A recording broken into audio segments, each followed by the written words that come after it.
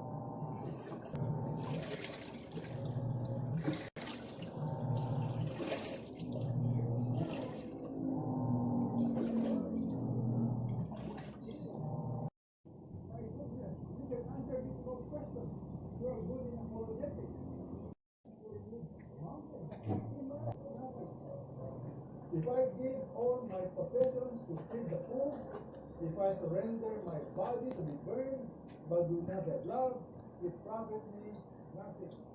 The Bible says, without love, in the area of love. My prayer is to have, you know why?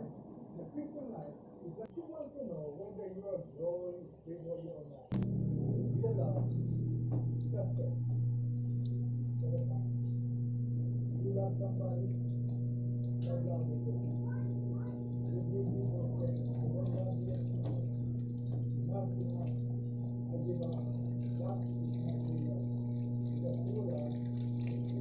This is what I like all about the world. To listen to what you love is. I believe in this area 1%. How do they rate you in the following characteristics of what true love is? Firstly, it does not seek its own, is not provoked, does not righteousness, but rejoices with the truth.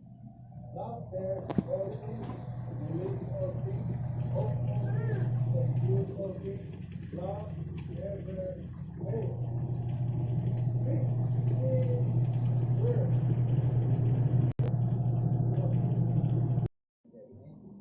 Basa eh. Basa. Pero na-spin dry. Na-spin dry. Yung normal na spin dry. Sige nga, i-air dry natin. Medyo basa nga ng konti. Pero walang sabon ha. Oo nga, wala nang sabon. Kasi alam ko pag may sabon. Yun na yan yata. Tapos start. Yan.